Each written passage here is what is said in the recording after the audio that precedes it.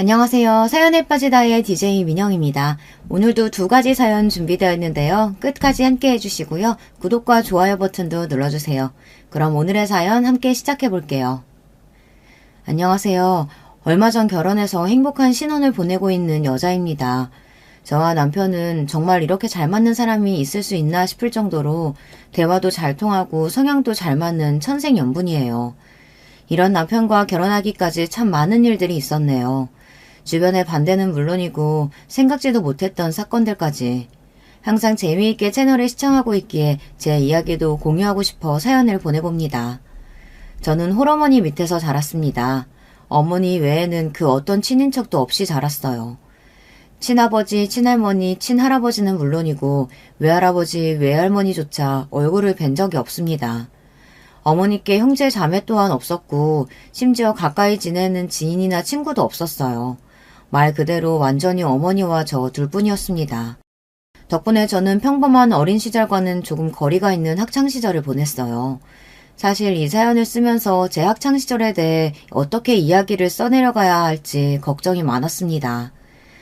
유치원을 다니던 때까지만 해도 제게는 별 문제가 없었어요. 유치원에는 맞벌이 가정인 친구들이 많았고 저뿐만 아니라 많은 아이들이 정규 수업 시간이 끝난 후에도 유치원에서 시간을 보내다 퇴근 후 느지막이 본인들을 찾으러 온 부모님 손에 이끌려 집에 돌아가고는 했습니다. 저희 어머니께서는 항상 일을 하시느라 바빴어요. 어머니께서는 미용 일을 하셨습니다. 자세히는 알 수 없었지만 항상 커다란 메이크업 박스 같은 것을 들고 이리저리 출장을 다니셨어요. 어느 날은 새벽에 나가기도 하셨고 어느 날은 늦은 오후까지 잠을 주무시다 밤늦게 일을 나가기도 하셨습니다. 그렇지 않아도 혼자서 생계를 책임져야 하니 일거리를 자주 받아오셨는데 출근과 퇴근 시간이 일정치 않으니 주말에도 집을 비우는 일이 많으셨어요. 어느 날은 밤 10시까지 저를 찾으러 오지 않으셔서 유치원 선생님이 저를 집 앞까지 데려다 주신 적도 있었어요. 집 앞까지 데려오기는 했는데 애는 열쇠가 없다 그러지 이웃집들도 다들 나몰라라 배를 눌러도 나오질 않지. 어머니는 전화기에 불이 나게 전화를 해도 연락이 안 되지. 저를 데리고 본인 집으로 가야 하나 고민하던 와중에 제 가방 주머니 속에 있던 열쇠를 발견해 겨우겨우 저를 집에 들여다 놓고 돌아가셨습니다. 어머니께서는 새벽이 다 된 시간에서야 돌아오셨고 집에 돌아와서는 저를 안고 엉엉 우셨습니다. 그날 어머니께서 무슨 일을 겪으셨는지 알 수는 없었지만 몹시 힘든 하루였던 것만은 분명했어요. 그날 이후로 선생님께서는 어머니께 사정이 어려우신 건 이해하겠지만 다시 한 번만 이런 일이 벌어지면 더 이상 유치원에서 저를 돌봐주기 어려울 거라고 말했습니다. 그날도 저를 가장 늦게 데리러 오신 어머니께서는 연신 고개를 숙이시며 정말 죄송하다며 사과를 하셨어요. 솔직히 말하자면 어린 시절에 저는 어머니께서 저를 별로 사랑하지 않으신다고 생각했습니다. 어머니께서는 언제나 저보다는 일이 먼저였고 제게 별 관심이 없어 보이셨어요. 어른이 된 지금에 와서야 여자 혼자의 몸으로 이리저리 부딪히며 아이를 키워내기가 녹록지 않았겠구나 어느 정도 이해가 되지만 그래도 어린 제게 어머니께서 상당히 무심하셨다는 점은 변하지 않습니다. 유치원을 졸업하고 저는 학교에 입학하게 되었습니다. 유치원 때까지만 해도 아이들이 뭘 모르니 한부모 가정이라는 이유로 저를 멀리한다든가 못되게 군다든가 하는 일들은 없었는데 학교에 입학하고 나니 몇몇 못된 아이들이 어떻게 알았는지 제게 아빠 없는 애라는 호칭을 붙였습니다. 야, 우리 엄마가 그러는데 너 아빠 없다며? 엄마가 아빠 없는 애랑 말도 섞지 말랬어. 아빠가 없다니, 그럼 쟤는 어떻게 태어난 거야? 밖에서 주워온 애 아니야? 처음에는 한두 명이서 놀리던 것이 시간이 지날수록 반 아이들 모두가 저를 놀리며 따돌리게 되었어요. 저와 친하게 지내던 친구들까지 분위기에 휩쓸려 저를 괴롭히기 시작했어요. 제 물건을 몰래 훔쳐가 숨겨놓는다든가 제 책상 위에 아빠 없는 애, 부모한테 버림받은 애라며 못된 말들을 잔뜩 낙서해 놓는다던가 짝을 지어 하는 활동에서 저만 쏙 빼고 자기들끼리 짝을 맺는다든가 그런 일들이 있었습니다. 그런 일들을 겪으며 어린 저는 자연스레 성격이 소심해질 수밖에 없었어요. 그렇지 않아도 그리 활발한 성격이 아니었는데 주변에 온통 저를 적대적으로 여기는 사람들밖에 없었으니 당연한 일이었죠. 괴롭힘이 날이 갈수록 심해지자 어린 저는 견디지 못하고 담임 선생님을 찾아갔습니다.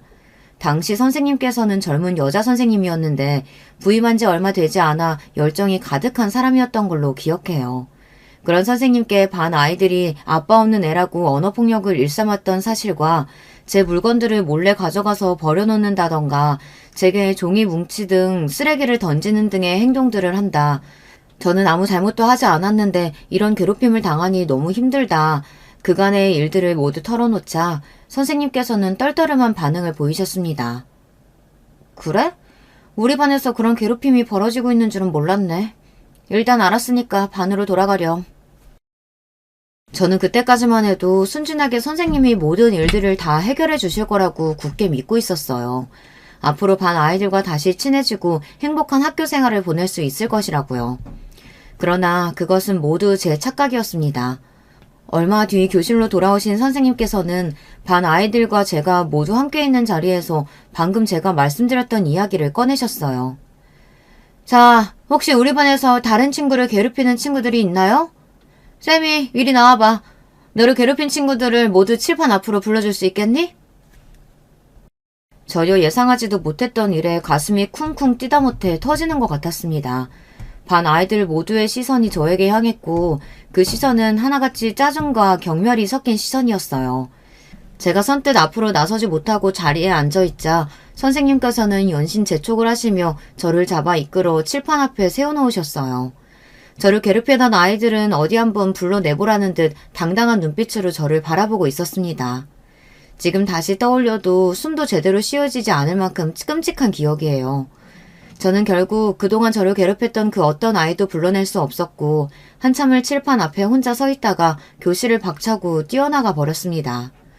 그 뒤 담임 선생님께서는 저를 따로 불러 선생님에게 거짓말을 한 것이냐, 왜 선생님이 너를 도와주려고 했는데 그런 불손한 태도를 보였냐, 반 아이들에게 물어보니 그런 괴롭힘을 한 적이 없다는데 어떻게 된 거냐, 이렇게 꼬치꼬치 따지듯 캐물으셨고 저는 너무나 억울한 마음이었지만 선생님께 또다시 말씀을 드렸다 아까와 같은 상황이 벌어질까 그냥 입을 다물어 버렸습니다. 그 뒤로 선생님께 괴롭힘 사실을 말씀드리기 전보다 더 힘든 학교 생활이 이어졌어요. 기껏해야 10살 배기였던 아이들이 어떻게 그렇게까지 악랄한 행동을 할 수가 있었는지. 여자아이들은 못생긴 제 얼굴을 예쁘게 꾸며주겠다며 제 얼굴에 색연필과 사인펜 등으로 틈만 나면 낙서를 했고 남자아이들은 체육시간마다 공을 제게 걷어차고는 했습니다. 괴롭힘의 수위는 날이 갈수록 높아졌고 매일매일 눈물로 얼룩진 학교 생활을 보냈어요. 그 모든 괴롭힘들의 이유가 단순히 제가 한부모 가정 아이라는 사실 하나 때문이었죠. 그저 짓궂은 아이 몇몇의 놀림으로 시작되었던 괴롭힘이 주변 어른들의 방치 아래에 그런 집단 따돌림까지 발전했던 거예요. 그 와중에도 저희 어머니께서는 항상 바쁜 나날을 보내셨습니다. 어머니께서는 학부모 참관일이나 운동회, 발표회, 그 어떤 날에도 학교를 찾지 않으셨습니다. 어릴 적부터 늘상 있었던 일이었기에 그닥 섭섭하지는 않았지만 저 또한 어머니에 대한 애정과 사랑이 거의 바닥이 나 있는 상태였어요. 어머니가 아니라 한 집에 살고 있는 법적인 보호자 정도로만 느껴졌어요. 제가 이러다 학교에서 친구들에게 맞아서 어디가 크게 잘못된다고 해도 어머니께서는 아무 관심이 없지 않을까 하는 생각까지 했으니까요.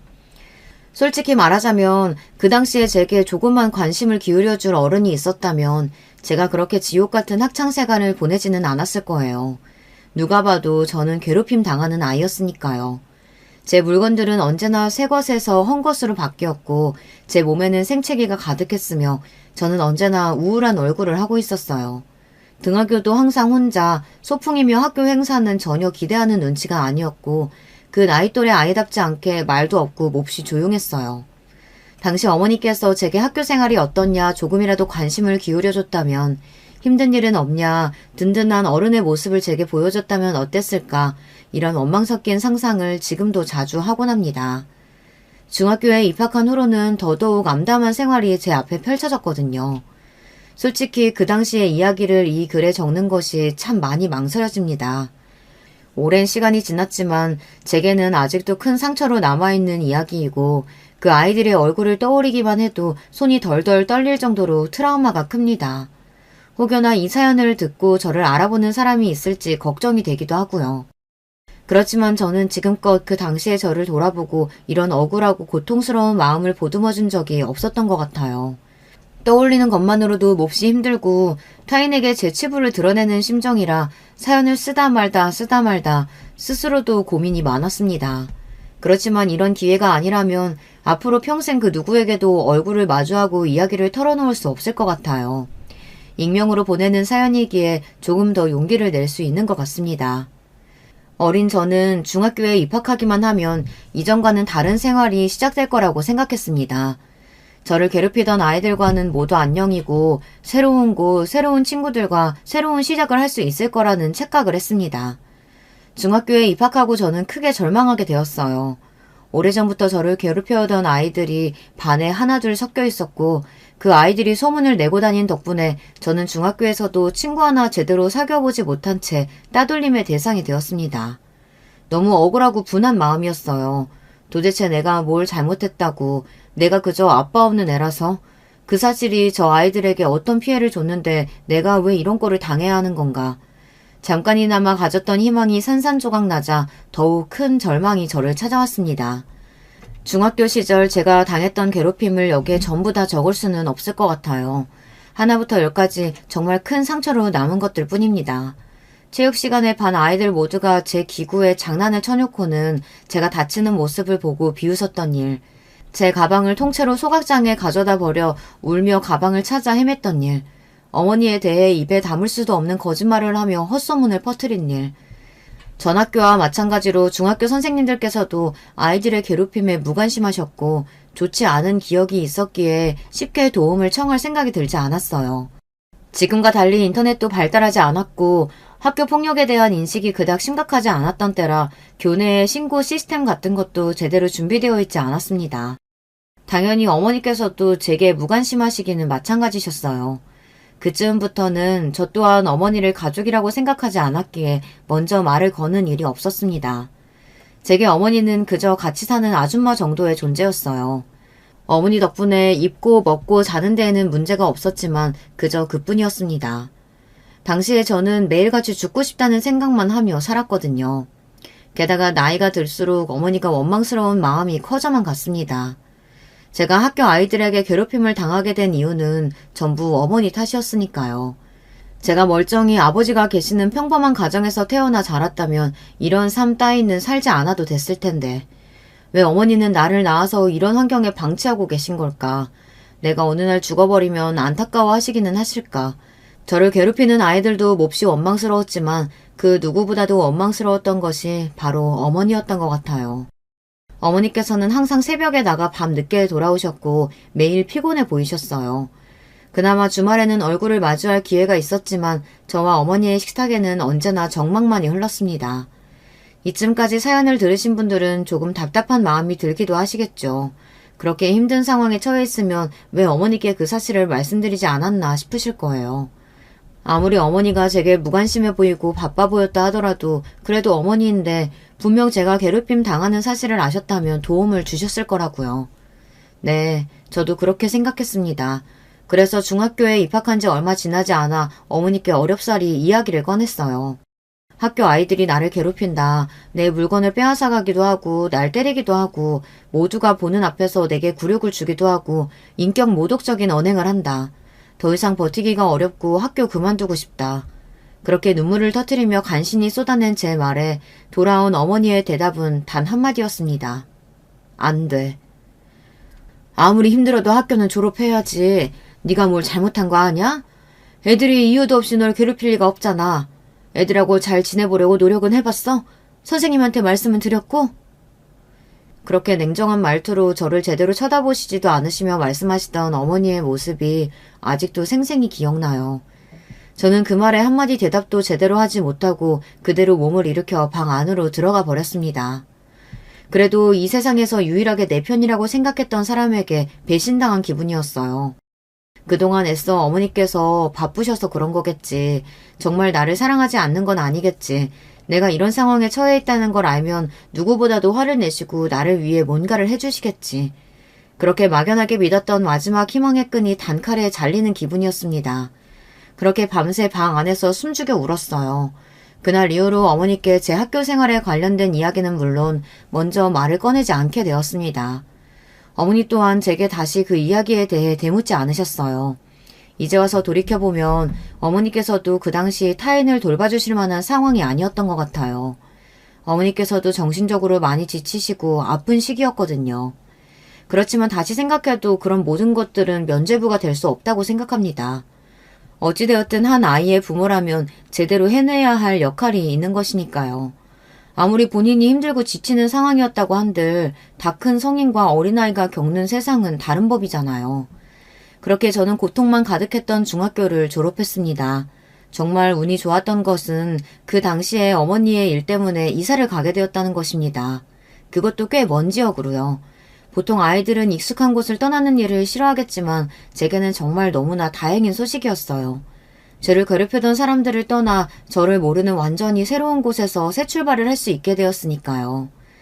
새로 이사가게 된 집은 전에 살던 집보다 조금 더 좁고 열악한 환경이었지만 저는 아무 상관이 없었습니다. 그저 빨리 새로운 학교에 들어가 남들과 같은 학교 생활을 할 수 있기를 바랄 뿐이었죠. 그렇게 입학식 날이 되었고 당연하게도 어머니께서는 제 고등학교 입학식에 참석하지 않으셨습니다. 사실 초등학교, 중학교 입학식은 몰라도 고등학교쯤 되면 학교 행사에 참석하지 않으시는 부모님들이 많이 계시잖아요. 아이들이 다 컸다고 생각하니까요. 때문에 부모님이 입학식에 오시지 않은 아이는 저뿐만이 아니었고 저는 그런 사소한 점에서도 소속감을 느꼈어요. 사실 새로운 학교 생활이 마음처럼 쉽게 풀려가지는 않았습니다. 어린 시절부터 쭉 또래 아이들에게 괴롭힘을 받아왔었기에 타인에게 다가가는 일이 너무나 어렵게 느껴지더라고요. 그러지 않으려고 노력했지만 피해의식과 열등감으로 꽁꽁 뭉쳐있는 상태였고요. 그런 저에게 먼저 다가와줬던 친구가 있었습니다. 첫날 옆자리에 앉았던 단발머리의 여자아이였어요. 저는 그 아이에게 먼저 말을 걸까 말까 속으로 수십 번을 고민했지만 차마 먼저 말을 걸 수가 없었어요. 갑자기 말을 걸면 이상한 아이라고 생각하지 않을까, 내가 전에 다니던 학교에서 괴롭힘을 받았다는 사실을 눈치채지 않을까, 말도 안 되는 상상을 하면서요. 담임 선생님의 인사가 끝나고 쉬는 시간이 되었고 다른 친구들은 벌써 서로 인사를 나누고 가까운 사이가 된 것처럼 보였어요. 이렇게 또 새로운 곳에서도 친구 사귀는 것에 실패하고 혼자 지내게 되는 걸까 싶던 차에 그 아이가 제게 먼저 말을 걸어주었습니다. 안녕? 못 보던 얼굴인데 이사 왔어? 난 송화중학교 나왔어. 지극히 평범한 대화였지만 저는 그런 대화를 타인과 나눠보는 게 참 오랜만이었어요. 순간 당황스러운 마음에 어버버거리며 대답을 제대로 하지 못했고 친구는 그런 제 모습이 우스웠는지 깨르르 웃음을 터뜨리더라고요. 그 모습에 긴장이 풀려 자연스레 제 소개를 할 수 있었어요. 저는 그날 이후 그 친구와 붙어 다니기 시작했습니다. 상상 속에서만 가질 수 있었던 단짝 친구가 생긴 거예요. 게다가 다른 반 친구들도 저를 아무런 편견 없이 대해주었고요. 그렇게 행복한 고등학교 생활을 보내게 되었고 어머니께서도 일터를 옮기신 후 생활이 조금 더 안정적이 되셨는지 조금씩 출퇴근 시간이 일정해졌어요. 전보다 훨씬 여유가 생기신 모습이었습니다. 이전에는 학교 생활을 비롯해 제게 아무런 관심이 없어 보이셨는데 식사 중에 요즘 학교는 어떠냐, 친구는 잘 사귀고 있냐 먼저 물음을 건네시기도 하고 저도 학교 생활이 즐거워지니 그런 어머니께 점점 마음의 문을 열게 되었어요. 그렇게 점점 대화가 늘어나게 되었고 어머니와 저는 몹시 살가운 사이는 아니더라도 어느 정도 일상적인 이야기는 주고받는 사이가 되었습니다. 그러던 어느 날 어머니께서 저를 앉혀놓으시고 지난 세월 동안 살아오신 이야기를 해주셨어요. 그리고 아주 충격적인 말씀을 하셨어요. 제가 어머니의 친딸이 아니라는 사실이었습니다. 저는 어머니가 아닌 어머니의 언니, 그러니까 제게는 이모 되는 사람의 딸이었어요. 그동안 자라오면서 아버지를 비롯한 모든 친인척들이 단 한 명도 없다는 사실이 이상하게 느껴졌었는데 다 사정이 있었더라고요. 어머니와 언니는 어렸을 적부터 몹시 우애가 좋은 자매였다고 합니다. 어머니의 부모님께서는 언제나 바쁘신 분들이었는데 외할아버지는 정치를 하셨고 외할머니는 그런 외할아버지를 내조하느라 항상 집안일보다는 바깥일을 우선으로 생각하셨다고 해요. 언니와는 나이 차이가 좀 있었기에 어머니는 언니를 엄마처럼 믿고 따르며 지냈다고 합니다. 그러던 어느 날 언니가 낯선 남자의 아이를 임신한 채로 돌아왔어요. 외할아버지께서는 몹시 노하셔서 도대체 정신머리가 있는 거냐 없는 거냐, 결혼도 안 한 처녀가 애를 배웠다는 게 말이 되냐, 더 말할 것도 없다, 당장 애 지어라 호통을 치셨고, 항상 부모님 말씀이면 내내 하며 따랐던 언니가 그날은 처음으로 아버지께 대들며 애 지울 생각 없다, 무조건 낳을 거다, 언성을 높였다고 합니다. 외할아버지께서는 애 낳을 생각이면 집 나가라, 너 같은 딸 없는 셈 치겠다, 언니의 뺨을 내리쳤고, 언니는 그 길로 정말 집을 나가버렸다고 해요. 언니가 없는 집은 너무나 쓸쓸하고 외로웠고, 어머니께서는 언니를 몹시 그리워하셨다고 합니다. 그렇게 시간이 흘러 1년여쯤 지났을 때 어머니께서는 충격적인 소식을 듣게 되었어요. 바로 언니가 자살했다는 소식이었어요. 알고 보니 언니를 임신시킨 남자가 언니가 아이를 가졌다고 하니 도망가 버렸고, 그동안 언니 혼자 일을 하며 아이를 낳고 키우고 있었던 것이었어요. 어찌어찌 열심히 살아보려 애썼지만 부잣집에서 곱게 자란 아가씨였던 언니는 그런 본인의 처지를 견딜 수가 없었는지 결국 극단적인 선택을 하게 되었고, 갓난아이였던 언니의 딸은 부모님이 거둬주지 않아 보육원에 갈 처지였다고 합니다. 어머니께서는 도저히 그런 모습을 두 눈 뜨고 볼 수 없었고 결국 저를 데리고 집을 나왔다고 했어요. 언니와 마찬가지로 어머니께서도 평생을 부모님의 울타리 안에서 온실 속의 화초처럼 자라왔기에 막상 사회로 나오니 할 수 있는 일이 없었다고 합니다. 그렇게 시작한 것이 미용 일이었고 정신적으로나 신체적으로나 매일매일이 너무나 힘들었다고 해요.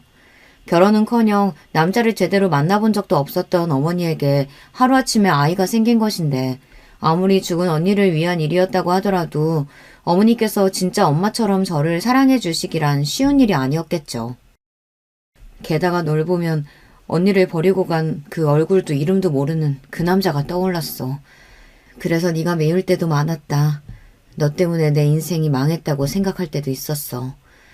그래서 그렇게 내게 모질게 굴었던 거지.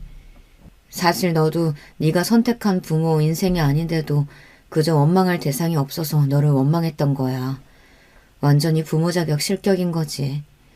매일매일이 지옥같이 힘들고 고통스러워서 모든 걸 다 포기하고 널 버리고 아버지께 돌아갈 생각도 했었어. 그렇지만 지금은 아니야. 나도 이제야 엄마가 될 준비를 마친 거야. 솔직히 어린 마음에 그 당시 어머니의 심정을 전부 이해하기란 어려웠어요. 그래도 그 진솔한 대화 이후로 어머니와 저는 훨씬 더 가까운 사이가 되었습니다. 어머니가 내 친어머니가 아닐지도 모른다는 생각은 어렸을 적부터 자주 하던 것이었지만 실제로 친어머니가 아니었다니 마음이 뒤숭숭하기도 했어요. 그날 이후로 저는 저희 친부모님과 외조부님에 대한 궁금증이 생기기 시작했습니다. 외할아버지는 정치를 하는 분이라고 했고 집도 잘 살고 꽤나 유명한 사람이라고 했으니 혹시 내가 아는 사람은 아닐까, 친부모님은 어떤 분들이었을까 하는 생각들이었어요. 어머니께서는 이제 다시는 볼 일 없는 사람들이고 네가 이렇게 잘하는 동안 우리를 한 번도 먼저 찾지 않은 냉혈한들이다. 신경 쓸 것 없다 말씀하셨지만 궁금한 마음은 어쩔 수가 없었습니다. 제게 먼저 말을 걸어준 친구 덕에 저는 고등학교 생활은 무사히 적응할 수 있었어요. 중간중간 어려움도 있었지만 큰 문제 없이 순탄한 일상을 보낼 수 있었어요. 저는 그 과정에서 마음 착한 친구들과 어울리며 이전 학창시절에서 받았던 마음의 상처를 많이 치료할 수 있었습니다. 지금도 그 친구들과는 계속해서 연락하고 있고 언제나 고마운 마음이 커요. 그렇게 고등학교를 졸업한 후 저는 대학교에 들어가는 대신 어머니를 따라 미용 일을 하기 시작했습니다. 그즈음부터 어머니는 그동안 모아놓으셨던 돈으로 작은 미용샵을 여셨고 저는 그곳에서 어머니에게 미용을 배우며 일했습니다. 배운 것들로 틈틈이 자격증도 따고 점점 미용에 진심이 되어갔어요. 처음에는 그저 어머니가 하시는 일이기에 별 생각 없이 시작했던 일이었는데 날이 갈수록 욕심이 생기게 되었어요. 결국 저는 어머니 가게에서 일하는 것을 그만두고 더 큰 가게에서 제대로 미용을 배워보고 싶다는 생각에 면접을 보러 다니기 시작했습니다. 다행히도 미리 따두었던 자격증들이 큰 역할을 해주었고 운 좋게 한 샵에 취직을 하게 되었습니다. 그곳에서 저는 지금의 남편을 만났어요. 별 볼 일 없는 조건의 여자였던 저와 달리 남편은 샵 여러 개를 운영하고 있는 소위 말하는 금수저였습니다. 처음 저는 남편을 그저 나와 사는 세계가 다른 사람이라고만 생각했어요. 제가 잘 보여야 할 사장님, 그 이상 그 이하도 아니었습니다. 전혀 이성적인 호감도 없었고 그건 제 남편도 마찬가지였어요. 남편은 처음엔 그저 제가 좀 신경 쓰이는 정도였다고 했습니다. 새로운 직원인데 어려운 형편에 열심히 사는 것 같았고 뭐든 나서서 하려고 하지만 덤벙덤벙대며 실수도 많이 하고 소심한 성격 덕에 직원들과 쉽게 어울리지도 못하는 모습이 이상하게 자꾸 신경이 쓰였다고 하더라고요. 어딘가 짠한 동생같이 느껴졌기에 자기도 모르게 하나둘씩 챙겨주고 대화를 나누다 보니 점점 마음이 생기게 되었고 결국 남편은 저에게 먼저 고백을 해왔습니다. 저는 부담스러운 마음에 남편의 고백을 거절했어요. 이제 미운털이 바뀌었을 테니 일도 그만두고 새로운 직장을 구해야 하나 걱정을 하고 있었습니다.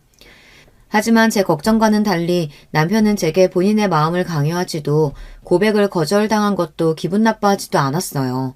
이전과 별 다를 것 없이 제게 친절하게 대해주었습니다. 그런 과정에서 저는 남편에게 천천히 마음의 문을 열 수 있었던 것 같아요. 남편은 제가 가지고 있었던 마음의 상처들을 다 보듬어 주었어요. 그런 남편에게 저 또한 점점 빠져들게 되었습니다. 그렇게 정식으로 교제를 시작하게 되었고 남편 덕에 정말 행복했어요. 남편은 경제적으로도 부유했지만 마음도 풍요로운 사람이었습니다. 저와 남편은 연애하는 내내 한 번도 싸우지 않았어요. 신혼생활을 보내고 있는 지금까지도요. 남편 덕에 전 해본 적 없던 호강을 많이 했습니다. 됐다고 이런 선물 부담스럽다고 말했는데도 자꾸 비싼 옷이며 가방들을 사들고 왔고 항상 좋은 것만 먹여주고 좋은 곳에 데려가고 본인보다 저를 먼저 생각해주고 사람에게 받은 상처와 트라우마가 있어 제가 못난 모습을 보일 때도 언제나 넓은 마음으로 저를 다 이해해 주었어요. 말 그대로 백마탄 원장님 같은 사람이었습니다. 그런 저희에게 문제가 하나 있었다면 바로 시어머니였습니다. 남편은 젊은 나이에 샵을 여러 개 운영하고 있었는데요. 분명 능력 있는 사람이긴 했지만 처음부터 끝까지 남편 손으로 일궈낸 사업은 아니었어요. 시아버지께서는 다방면으로 크게 사업을 하는 분이셨고 처음부터 잘 사는 집안 아들인 줄 알고 있었지만 상상 이상으로 더 잘 사는 집안이었습니다. 외동아들이었던 남편에게 시부모님께서 거는 기대가 컸고 집안에서 정해진 여자와 결혼하기를 바라셨어요. 저와 만나는 사이며 결혼하고 싶다는 말씀을 처음 드렸을 때 정말 크게 싸웠다고 했습니다.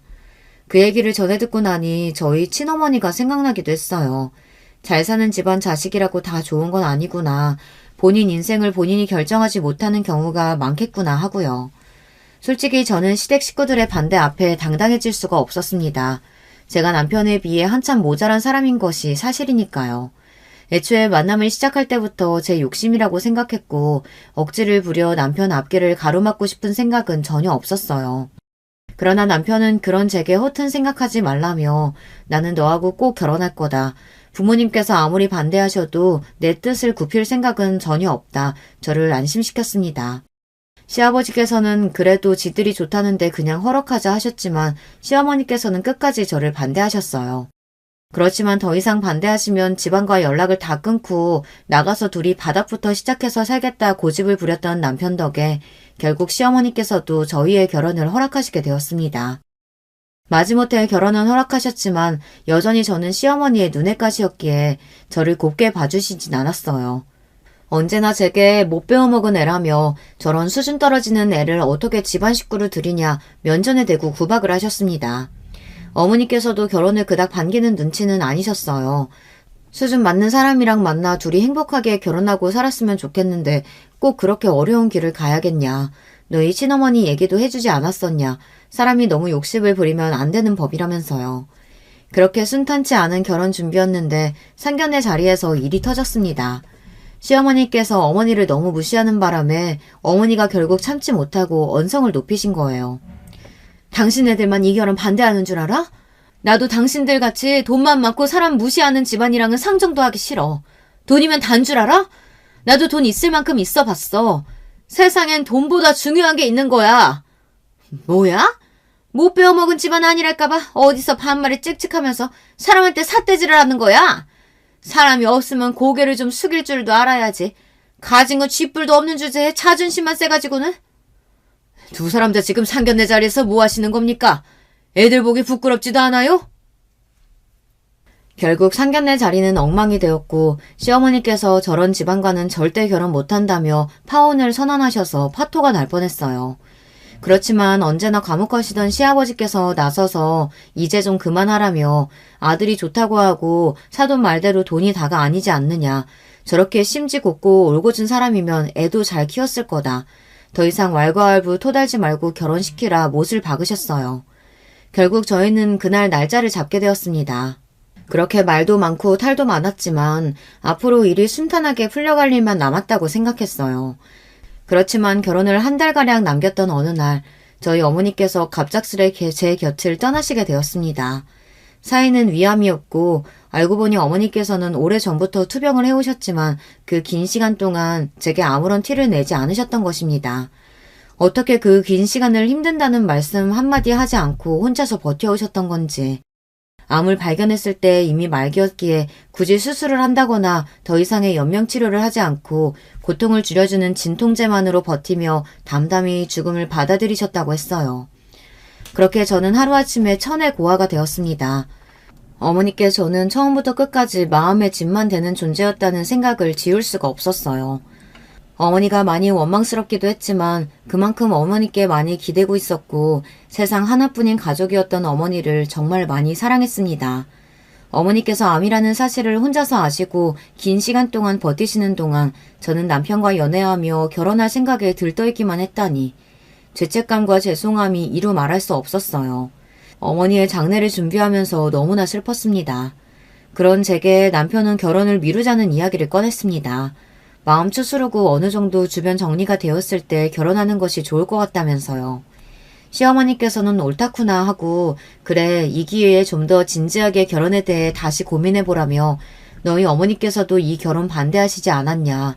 하늘에서 얼마나 슬퍼하시겠냐. 말도 안 되는 소리를 짓거려댔습니다. 평생 주변의 모든 사람들과 인연을 끊고 저만을 위해 살아오셨던 분이니 장례식장에는 어머니가 운영하셨던 가게와 관련된 사람들만이 몇몇의 화환을 보내주었어요. 다른 식장에 비해 썰렁한 분위기였습니다. 시어머니께서는 식장에 들어서면서부터 저 들으라는 듯이 세상에 이렇게 화환 없는 장례식장은 또 처음 본다면서 돈이 중요한 게 아니다 큰 소리로 따박따박 따지더니 돈 말고 주변에 사람도 없었던 모양이라고 개털 집안이 따로 없네 말씀하셨습니다. 순간 너무나 화가 났고 아무리 저를 싫어하신다고 하더라도 남의 장례식장에 오셔서까지 저런 말을 하실 수 있나 싶어 저도 모르게 언성을 높였습니다. 시어머니께서는 그런 제게 역시 개 잡종 집안 출신이었다면서 시엠이 될 사람이라고 생각하면 이렇게 건방지게 굴 수가 없다며 못 배워먹은 년 며느리로 들일 생각 추호도 없다. 이 결혼 무효다. 파혼이다. 소리를 지르셨습니다.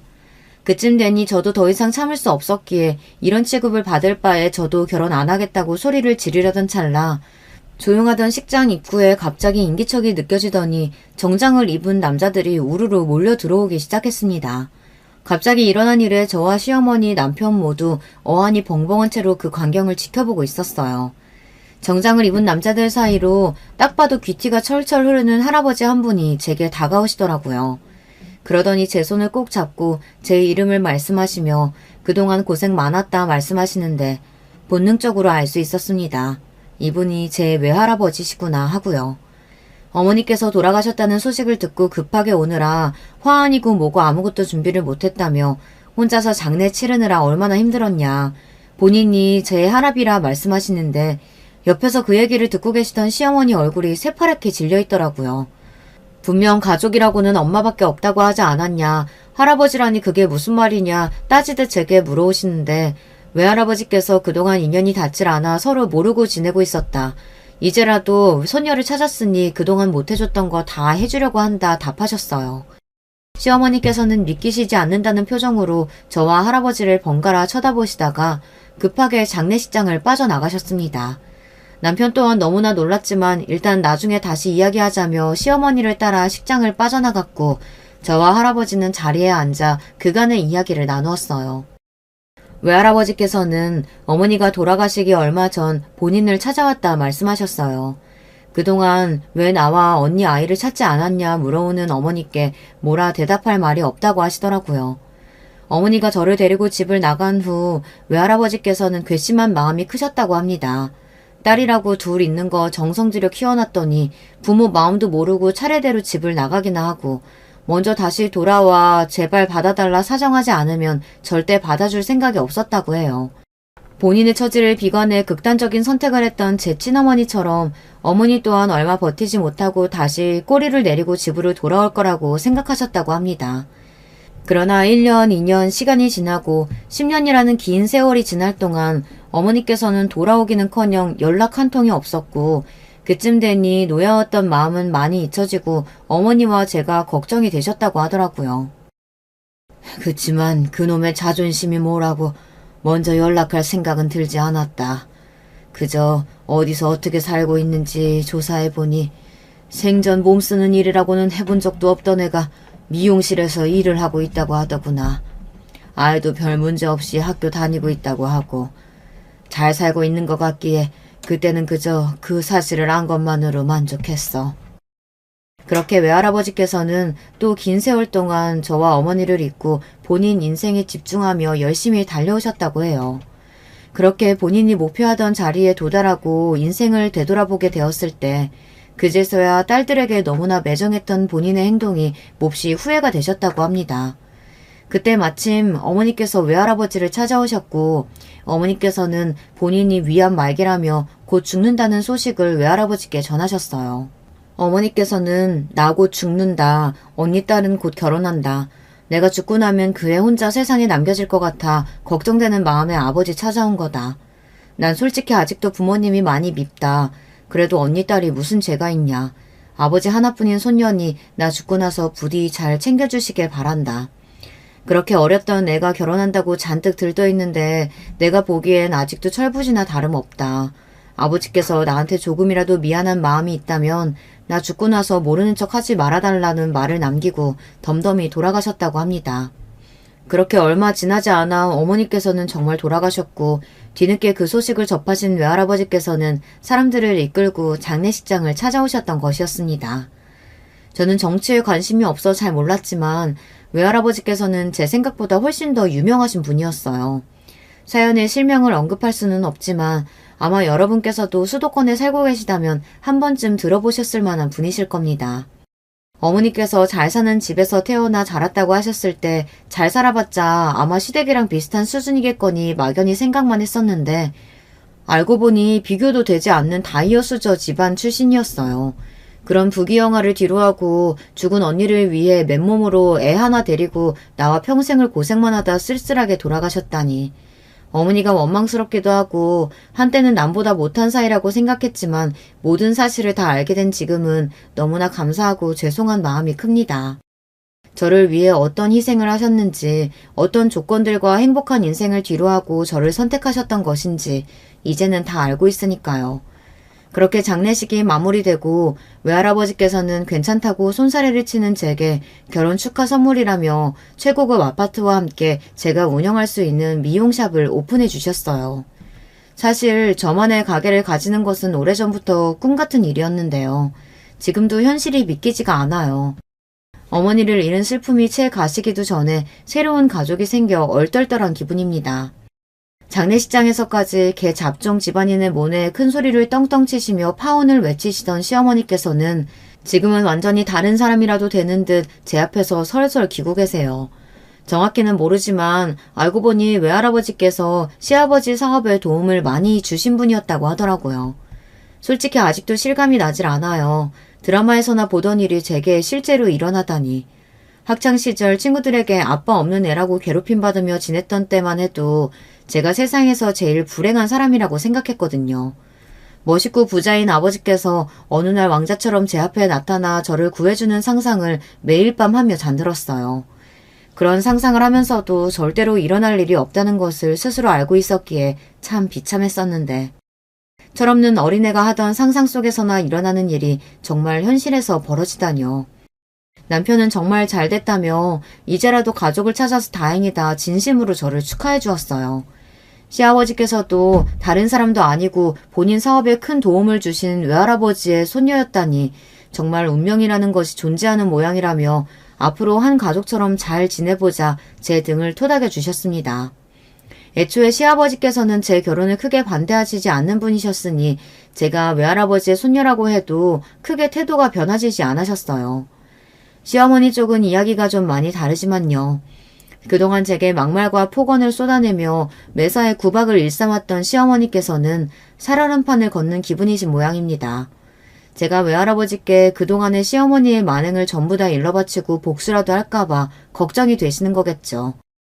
물론 그런 생각을 한 번도 해보지 않은 것은 아니었지만 굳이 실행에 옮길 생각은 없습니다. 이제 한 가족이 될 사이인데 굳이 두 사람 사이를 나쁘게 만들어서 저한테도 좋을 게 없잖아요.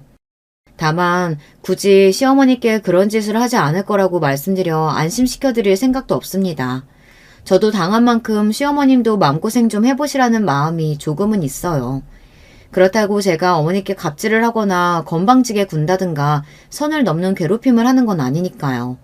비록 자의는 아니더라도 사이좋은 고부관계가 될 수 있다면 굳이 그 방법을 피해갈 이유는 없다는 생각입니다. 언제나 야 너 하시며 저를 하대하시던 어머님께서는 지금은 항상 웃는 낯으로 우리 아가 하시며 180도 변한 태도로 저를 대하십니다. 그 모습이 조금 가식적으로 느껴지고 불편하기도 했었지만 지금은 이런 상황을 즐기고 있어요. 물론 이 모든 것들이 저의 외할아버지가 아니었다면 일어나지 않은 일들이었기에 한편으로는 조금 씁쓸한 마음이 들기도 합니다. 시어머니께서는 여전히 저를 무시하고 계실 테고 저는 그런 무시를 참지 못해 결혼이고 뭐고 다 없고 남편과 헤어졌을지도 모르는 일이죠. 그럼 저는 남편도 잃고 어머니도 잃고 세상에 혼자가 되어 아주 쓸쓸한 인생을 살아갔을 테고요. 하지만 저는 지금의 행복이 어린 시절부터 갖은 고생을 해왔던 제 힘든 시간에 대한 보상이라고 생각해요. 어머니 그리고 친어머니 두 분이 제게 남겨주고 가신 유산과도 같은 것들이라고 느껴집니다. 그렇게 세상 잘난 척 하시던 시어머니께서 제 눈치를 살살 보시는 모습을 보면 속이 시원하기도 해요. 그동안 당해온 것이 있으니 이 정도 복수는 귀여운 수준으로 봐줄 수 있는 거 아닌가요? 남편도 그동안 시어머니께서 도가 지나쳤다며 상황이 이렇게 되어 오히려 본인은 마음이 편하다고 합니다. 둘 사이에 끼어서 눈치 볼 필요도 없고 겉으로나마 사이가 좋아졌으니 결과적으로는 잘 될 일 아니냐면서요. 무엇보다도 남편은 제가 가족을 찾게 되어서 너무나 기쁜 마음이라고 했어요. 남편은 언제나 저를 진심으로 위해주고 아껴주고 사랑해주는 사람이거든요. 앞으로 평생 저 또한 남편에게 그 마음에 보답하며 살고 싶습니다. 어찌되었던 지금은 몇십 년 만에 만난 조부모님과 제 평생의 반려자에게 집중하며 조금 편한 마음으로 지내고 싶어요. 그저 아무 생각 없이 남편과 행복한 신혼생활을 즐기고 싶은 마음이랄까요. 과거의 상처, 마음의 짐, 시어머니와의 갈등 이런 것들을 모두 다 제쳐두고서요. 앞으로의 일은 앞으로의 제가 알아서 잘 헤쳐나가리라 믿습니다. 지금까지 해왔던 것처럼 말이에요. 제가 생각해도 참 기가 막히고 믿기지 않는 이야기입니다. 요즘도 제가 꿈을 꾸고 있는 게 아닌가 문득문득 현실을 자각하고는 해요. 이렇게 멀쩡한 정신으로 사연까지 써내려가고 있으니 현실은 현실이겠죠. 아침에 일어나 남편과 굿모닝 인사를 하고 간단하게 밥을 차려 먹고 외할아버지께서 차려주신 제 샵에 출근해 원하던 미용 일을 마음껏 하고 행복한 시간을 보내다 저녁 시간이 되면 퇴근을 합니다. 왜 조부모님과 만나 어머니 그리고 친어머니에 대한 이야기를 하기도 하고 지난 세월 동안 나누지 못했던 대화를 나누며 즐거운 저녁 시간을 보내요. 시어머니께서는 제가 불편해할까봐 연락을 먼저 하지도 않으신다고 하는데 아무래도 저와 얼굴을 마주하기가 껄끄러우신 모양이에요. 제 쪽에서야 저랑 남편에게 참견도 하지 않으시고 매사에 우리 아가 하시며 듣기 좋은 말씀만 해주시니 불편할 것은 없는 일입니다. 남편 또한 이런 상황에 만족하고 있는 것처럼 보이고요. 마음 같아서는 시어머니께 당한 구박과 무시를 되갚아드리고 싶기는 했지만 굳이 똑같은 사람이 되고 싶지는 않습니다. 앞으로 평생을 얼굴을 마주보고 살아야 할 사람인데 긁어부스럼 만드는 기분이기도 하고요.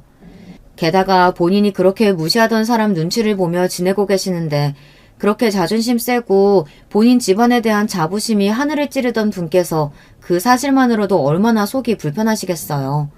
그렇게 생각하면 이미 충분한 복수를 하고 있는 것 같기도 합니다. 이야기를 어떻게 마무리해야 할지 모르겠어요.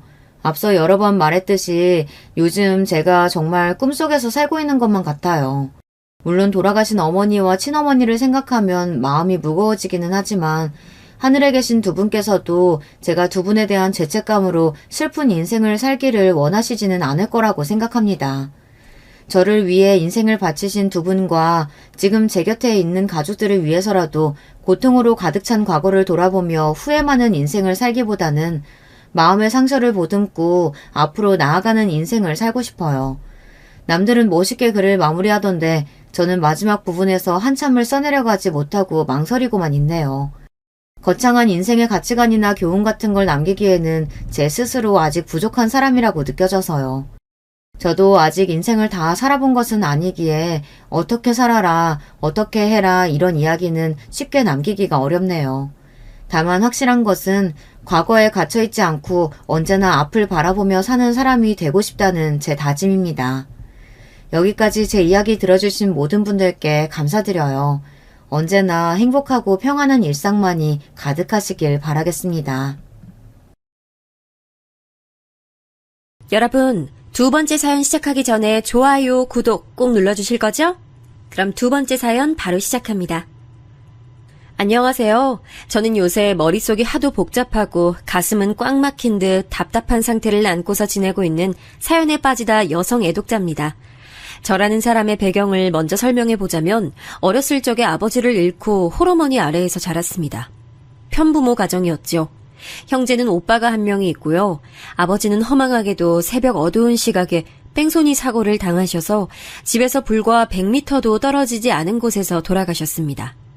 그때 제가 초등학교 1학년 입학한 지 얼마 안 되었을 때였네요. 친정 엄마는 어린 자식들을 홀로 키우실 생각에 무척 막막해 하셨어요. 친가는 원체 가난한 편이었고 외가도 썩 사정이 좋지 못했는데 각자 가정들을 건사하며 살아가기 바쁘다 보니 저희에게 도움을 줄 만한 집은 없었던 것 같아요. 그때 딱 한 집이 저희에게 손을 내밀었으니 바로 친정엄마의 친언니 되시는 제 큰 이모셨습니다.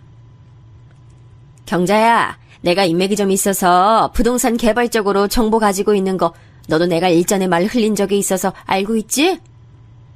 언니. 지나가듯 언뜻 들은 말이었지만 기억은 하고 있어. 그런데 그건 왜? 고급 정보라면 언니도 조심스럽고 욕심나는 걸 텐데.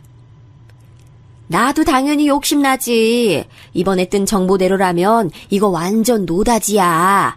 근데 나만 좋게 살자고 할 순 없는 상황이잖아. 너 지금이라면 돈 좀 쥐고 있는 거 있지? 제부 그렇게 되고 나서 제부가 다니던 회사에서 위로금 나온 거 있을 테니까. 그거라면 당연히 아직 있지. 그래서 지금 당장은 먹고 살 걱정이 없는데 앞으로 애들 키우고 살 생각하니까 미래를 보면 그게 막막해서 두려울 만큼 걱정돼. 지금 가진 돈으로 얼마나 버틸 수 있을까 싶기도 하고 내 주제에 좋은 직장이나 과연 잡을 수 있을까 그런 회의감도 들어. 내가 경자 너 그런 생각하고 있을 줄 알았어. 얘 잔말 말고 이 언니만 믿고 그 돈 다 투자해. 이 언니가 내 동생하고 조카들 아주 그냥 돈방석 올려줄 테니까. 정말이야 언니? 나하고는 다르게 언니는 워낙 아는 사람도 많고 활동도 많이 하니까 그건 왠지 다른 세상 사람처럼 느껴질 때도 사실 종종 있었는데 갑자기 이렇게 손 내밀어주고 좋은 기회 주면서 도와줘서 정말 고마워. 물보다 진한 게 피 아니겠어? 가족도 다 뭐 하겠어? 국 끓여 먹을 거야? 이럴 때 가족 찬스 쓰는 거야. 경자야, 너 지금 가지고 있는 전 재산으로 엄청난 부자 한번 돼보자. 친정엄마는 의심의 여지 없이 수중에 돈을 탈탈 털어 큰이모에게 건네줬어요. 그리고 얼마 뒤 큰이모는 소식을 끊었습니다. 큰이모네 식구가 온데간데 없이 증발했어요. 있던 돈을 전부 다 큰이모에게 넘긴 것으로도 모자라서 친정엄마는 빚까지 생겨버렸어요. 큰이모가 그렇게 만들고는 도망가 버렸더라고요. 당시 건강이 안 좋으셨던 외할아버지께서는 큰이모의 천인공노할 행각을 아시고 충격으로 쓰러지신 뒤 그대로 세상을 떠나셨습니다. 외할머니께서도 이후 건강이 급격히 악화되셨고요.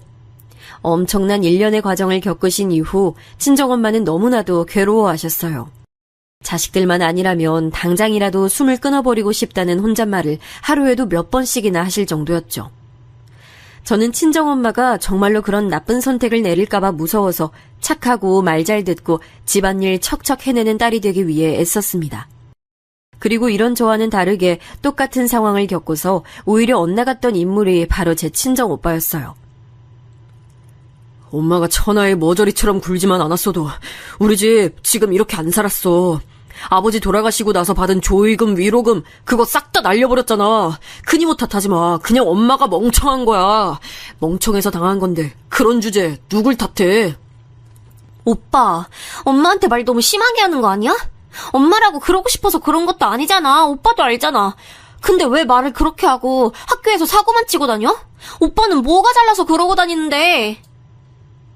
야, 착한 척하지 마. 쓸데없이 착한 척만 하면서 천하의 머저리인 거. 난 너랑 엄마랑 둘이 엄청 닮았다고 생각하거든? 그러니까 너 앞으로 나한테 말 걸지 마라. 난 너 마음에 안 들어. 사춘기였던 저희 남매는 서로에게 감정의 날을 세웠고 저는 친정오빠의 비행이 꼴불견이라 생각했으므로 적반하장으로 나오는 그 태도가 불쾌해서 아예 절연을 한 수준으로 대화는커녕 눈도 안 마주치고 살기 시작했어요. 큰이모의 사기 행각 이후 생기를 잃어버린 채 간신히 하루하루 연명하며 오로지 자식들만 보며 사는 엄마가 너무 불쌍하게 느껴졌습니다.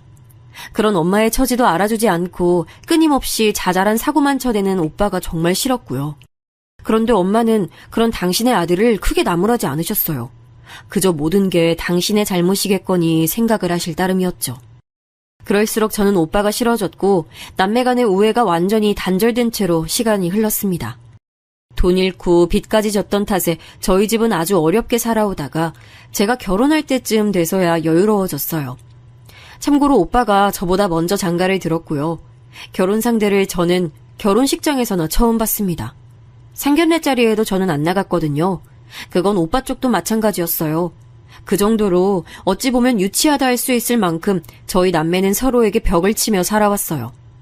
모든 것의 시작은 큰이모의 사기 행각에 있었기에 저는 결혼할 상대를 고를 때 성실하고 의문스러운 점이 없으며 금전적인 어려움이 없는 걸 기준으로 삼았죠. 그렇게 만나서 결혼하게 된 남편은 기업 연구직으로 종사를 하고 있었습니다. 감투에 비해 연봉이 아주 높진 않았지만 적어도 고용 불안에 시달릴 일은 없는 직무였고 해외 지사 연구소로 출장을 자주 나가기도 했습니다. 남편에겐 남동생이 한 명 있어요. 시동생은 훨씬 더 작은 중소기업에서 개발 쪽 일을 하고 있었고요. 남편이 직업적으로 훨씬 잘났지만 시동생은 결혼을 잘했어요. 제 동서되는 사람의 직업이 무려 의사였습니다. 동서가 시동생보다 연상이었고 저보다 나이도 많았어요. 하지만 제가 손윗사람이기 때문에 서로에게 존칭을 하는 것으로 처음에 정리를 했죠. 그럼 호칭은 그냥 동서라고 불러도 괜찮은 거 맞죠?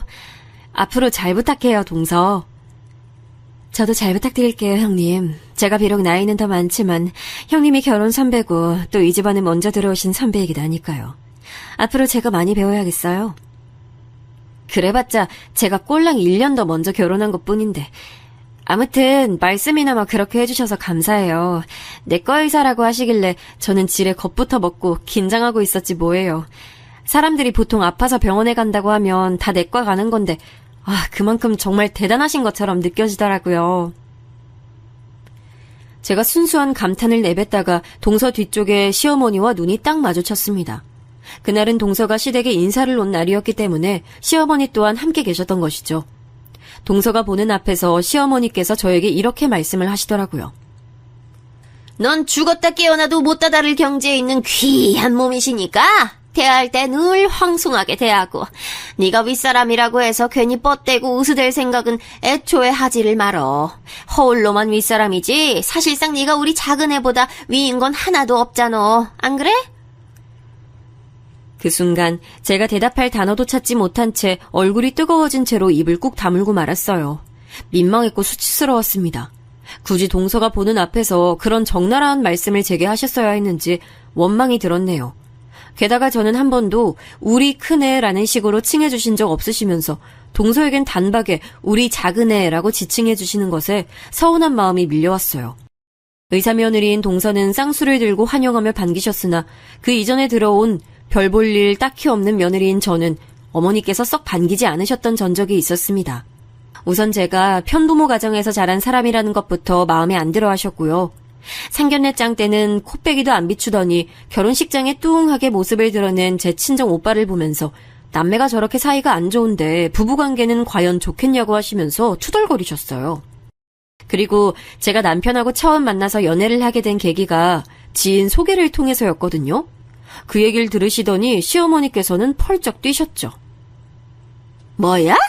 지인이 다리를 놔줘서 처음 인연을 맺은 거였다고? 그 지인이 대체 누구야? 내가 당장에 따져 물으러 가야겠어. 어디 눈깔이 삐어서 우리 집 장남을 저딴 거지 같은 여자한테 갖다 대려고 소개를 시켜줬다는 거야. 그 지인이란 놈팡이 사는 데가 어디야?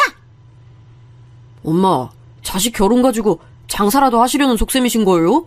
아니, 결혼은 제가 하는데 엄마에게 손 벌릴 생각도 없는데 왜 이렇게 난리를 치세요? 엄마, 자꾸 이러시면 제가 당황스럽고 부끄러워요. 남편이 짜증스럽게 지적을 하고 나서야 시어머니께서는 그 입을 마지못해 닫으셨죠. 저는 초장에 그런 시어머니의 모습만 봤었기 때문에 의사 동서를 맞이하시는 그 모습이 너무 낯설고 기가 막혔어요. 제가 1년 가까이 되는 기간 동안 열심히 시어머니께 효도를 한다고 해드렸건만 의사 동서는 단지 존재하는 것만으로도 제가 이룬 1년을 그냥 이겨버리더라고요. 내가 옛날부터 노래를 불렀던 게 바로 의사인 걸 다들 알려나 모르겠네. 오죽했으면 내가 우리 집 장남이 공부에 소질 있다는 거 알았을 때 즉각 전국 팔도 절이란절은 다 돌면서 아들 의사 만들어주세요 이렇게 기도를 올렸을까? 응? 근데 정작 본인이 의사 되는 거에 흥미가 없었으니 말짱 도루묵이었고, 아유, 시간이 흘러서 집안에 의사가 이런 방법으로 생길 줄이야. 아유, 그때 내가 기도하고 다녔던 게 효과가 있었네. 며느리를 의사로 맞다니 이게 꿈이야, 생시야. 아우, 난 몰라. 시어머니께서는 일찍이 의사에 대한 로망이 있으셨나 봐요. 동서 직업만으로도 흐뭇해서 어쩔 줄 몰라 하셨죠. 시어머니께서 자꾸 비행기 태워주시며 온갖 호들갑을 떠시니까 시간이 지날수록 동서도 제 앞에서 점차 의기양양해 보이는 얼굴을 하더라고요. 분명 처음엔 그런 인상이 아니었는데 점점 제 앞에서 우쭐거리는 표정을 짓는 것에 기분이 참 미묘했습니다. 아예 이런 상황을 제가 안 보고 살 수 있다면 별로 상관이 없었을 텐데 저희 부부가 입주를 기다리는 집에 들어갈 수 있는 시기와 원래 살고 있었던 월세집의 만기가 너무 동떨어지는 바람에 부부는 어쩌다 보니 시댁에 들어가서 지내게 됐어요. 한마디로 제가 시어머니와 같이 살게 됐다는 것이죠. 의사 동서는 공사다망하지도 않는지 종종 시댁에 들르는 효심을 발휘했는데 그럴 때마다 다과상을 차려내는 건 제 몫이었습니다. 끼니 때에 맞춰서 오기라도 하면 제가 밥을 차리는 거였고요. 당연하다시피 뒷정리를 하는 것도 제 역할이었어요. 시어머니께서 의사 동서만 보면 입이 해벌쭉 하시니 제가 감히 그 앞에서 동서에게 이래라 저래라 시킬 수도 없었네요. 그런 와중에 또 동서가 임신을 했어요. 어느 날 초음파 사진을 들고 왔는데 태아 사진이었습니다. 어머나, 세상에. 아유, 빠지는 구석 하나 없는 우리 작은 애가 임신마저도 시기적절하게 척척 해내는구나. 마침 집에 과일 맛있는 것들 사놨는데 잘 됐어. 과일 먹고 가. 아직 입덧은 안 하지? 어이, 거기, 너 과일들 종류별로 깎아서 내와. 네 귀한 동서 먹을 거니까 예쁘게 잘 깎어. 알겠다고 대답하기에는 괜히 기분이 언짢았고 안 한다고 대답을 하는 건 말이 안 되는 상황이라 그냥 아무 대답도 않고 그저 묵묵하게 그날 과일이나 죽어라 깎았습니다. 동서는 빈말이나마 제가 할게요 라는 걸 안 하는 사람인 걸 이미 알고 있었기에 기대도 안 했고요. 그런데 잠시 후 동서가 저에게 넌지시 이런 말을 건네더라고요. 형님은요, 제가 볼 때마다 느끼는 건데 밥하고 빨래하고 과일 깎고 이런 가사일하고 참 어울리시는 분 같아요. 이미지하고 걸맞는다고나 할까요?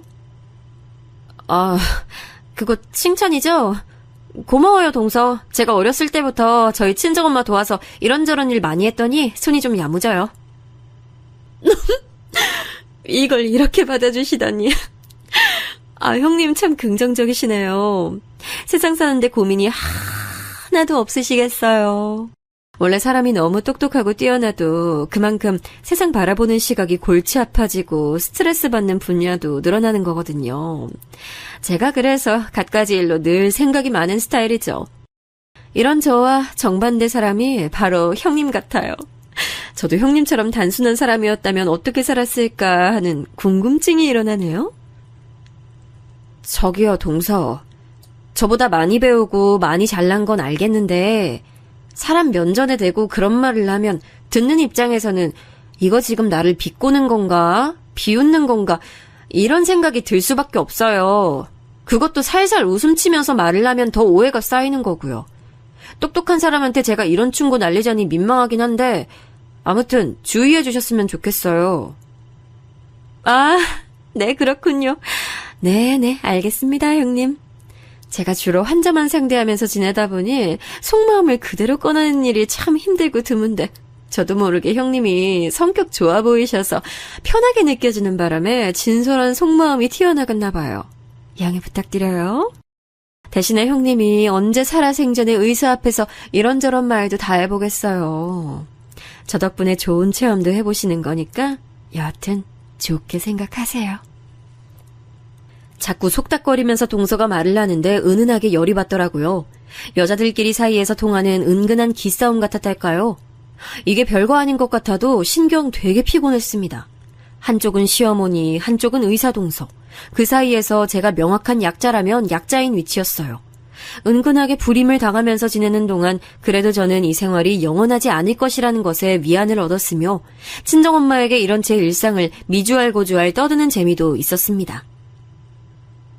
아유, 내가 여차하면 사부인께 연락해서 한마디 할까? 아유, 근데 네 성격상 그런 걸 절대 사절하니까 내가 몰래 나서지도 못하겠네.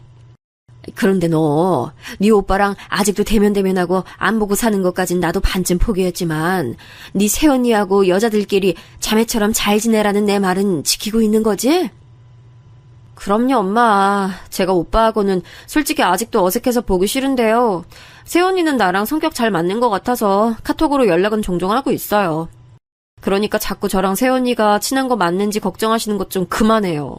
이번에 장서방이 해외 출장 다녀오는 길에 장모님 선물 사겠다고 했으니까 그거나 좀 기대하시고. 그래? 장서방 이번에 또 해외 나가는구나. 아유, 내가 사위 하나는 잘 뒀네. 멋진 사위 들이게 한 건 딸이니까 우선 내가 딸을 잘 뒀다고 해야 하나. 우리 딸 최고! 친정엄마와 웃으면서 자주 통화를 했기에 제 일상에는 외로움이 치고 들어올 틈이 없었어요. 그리고 얼마 뒤 남편이 출국길에 오른 바로 그날이었습니다. 친정엄마로부터 전화가 왔길래 반가운 마음에 얼른 받아봤더니 전화를 건 사람은 다름 아닌 병원 관계자였어요. 환자의 휴대폰 통화 목록에서 가족을 찾아서 전화를 거신 거였죠. 머리론 이게 무슨 일인가 싶고 전혀 납득이 안 됐는데 몸은 어느새 저도 모르게 겉옷과 지갑을 챙기고 있었습니다. 정신없이 병원에 도착해서 듣게 된 친정엄마의 상태는 위중했어요. 외출한 상태에서 뇌졸중 증세로 쓰러지셨는데 하필이면 계단을 오르다가 그렇게 되신 바람에 부상을 크게 입으셨습니다. 충격받은 제가 휘청거리며 바닥에 주저앉을 뻔했는데 누가 절 잡아줬어요. 고개를 돌려 확인했더니 친정 오빠였습니다. 너무 오래전에 그리고 너무 오랜 세월 사이가 틀어진 남매였으나 이런 상황에서 마주하니까 의지되면서 눈물이 나더군요. 오빤 저를 다독여주곤 자기가 수술 동의서에 보호자 자격으로 전부 사인을 마쳤대요. 그러는 동안 새언니가 제 손을 꼭 잡아줬고요. 만약 저 혼자였으면 무서웠을 텐데 곧장 친정오빠가 새언니와 와준 것이 다행이었습니다. 기나긴 수술 시간 동안 초조하게 기다리던 저는 휴대폰에 들어온 알림을 확인했어요. 시어머니께서 문자를 보내셨더라고요. 말도 없이 나가선 전화도 안 받고 뭐하는 짓이냐고 잔소리를 해놓으셨길래 제가 전화를 걸어서 설명드렸습니다. 네, 어머님. 다름 아니라 저희 친정엄마가 갑자기 쓰러지시는 바람에 병원이에요. 수술실 앞에서 수술 끝나는 거 기다리는 중이에요. 경황이 없어서 어머님께 따로 연락드릴 생각조차 못했어요. 뭐야? 사부인이 수술을 받아? 아유, 그거 아주 큰일이네. 난 또 네가 왜 이렇게 연락이 안 되나 했는데 그런 일이 있었다니. 지금 많이 걱정되는 상황이라서요. 어머님께서도 부디 저희 친정엄마 무사히 수술 잘 받으실 수 있도록 기도 좀 해주세요. 그래, 알았다. 설마 별 큰일이야 있겠어? 너무 걱정하지 마. 걱정 그렇게 하면 될 일도 안 되는 게 세상 이치야. 우리 큰아들이 마침 오늘 멀리 외국 나가서 다행이네. 안 그랬다면 장모 걱정에 우리 큰아들이 고생 좀 했을 거니까 말이야. 별로 상황에 적절하게 하신 발언은 아닌 것 같아서 제가 조용히 눈살만 찌푸렸을 뿐 대답은 안 했습니다. 그 뒤로 그저 인사만 남기고 통화 종료했고요. 시어머니와 통화를 마치고 나서 수심에 잠긴 친정 오빠와 새언니의 얼굴을 보고 있는데 그 순간 왜 그렇게 가족처럼 보였는지 모릅니다. 제가 현재 함께 살고 있는 가족은 시어머니였건만 접점을 최소한으로 줄이고 지내온 오빠 부부가 확실한 제 편처럼 느껴져서 기분이 이상했네요. 그리고 몇 시간 더 흐른 뒤 드디어 수술방 문이 열렸습니다. 장기 출혈이 너무 심해서 다 처치하지 못하고 우선에 최선만 다해놓은 상황이라는 말을 들었고 엄마는 중환자실로 옮겨졌습니다. 바람과는 달리 너무나도 힘들게 상황이 흘러갔고 마음속으론 정말 돌아가시면 어떡하지라는 걱정뿐이었어요. 하루에도 12번씩 제 심장이 쿵 떨어졌다 올라가길 반복했네요. 그렇게 이틀이 지나고 차도가 조금이나마 있다는 의료진의 말, 그건 정말 제게 한 줄기 희망이었어요. 엄마가 수술 뒤 중환자실에 들어간 이후로 제가 처음으로 입가에 미소를 띄었습니다. 엄마, 제발 조금만 더 힘내서 버텨줘요. 이대로 떠나기엔 엄마도 너무 억울하고 한만 많은 인생이잖아. 이제야 편하게 빛 좀 보려고 하는데 설마 이렇게 떠나실 건 아니죠? 기분 탓이었을까요? 엄마 안색도 한결 나아 보였어요. 저는 희망의 불씨를 가슴에 품은 채로 엄마의 기적적인 회복을 기도했습니다. 그러나 하늘도 무심하시지. 엄마는 제 간절한 바람에도 불구하고 숨을 거두셨습니다. 차도가 보인다는 말을 들은 지 불과 24시간도 지나지 않아 벌어진 일이었습니다. 저는 아무래도 마음의 준비가 안 돼 있었나 봐요. 친정엄마의 임종을 확인하자마자 눈앞이 노을해져서 혼절까지 하고 말았어요. 피로와 스트레스가 잔뜩 누적되어 있었던 탓인지 몇 시간씩이나 정신을 차리지 못했다가 간신히 깨어났고 옆에는 새언니가 있었습니다. 괜찮냐고 물어보기엔 아닌 상황인 거 아는데 이 말밖엔 물을 말이 없네. 좀 괜찮아요? 장례 준비는 절차대로 다 하고 있어요. 몸 추스르는 대로 장례식장 내려가면 되는데 제 바람으로는 그냥 더 누워있어도 좋을 것 같아요. 아니에요. 제가 어떻게 더 누워있겠어요. 우리 엄마 차가운 영안실에 누워있다가 뜨거운 불길 속으로 들어갔다가 작은 함에 담겨서 영영 좁은 공간에 안치될 일만 남았는데 자식으로서 제가 어떻게 누워있어요. 저 좀 부축해주세요. 우리 엄마 영정 앞으로. 제가 지금 바로 가야겠어요. 입에서는 속사포처럼 말이 줄줄 튀어나갔어요.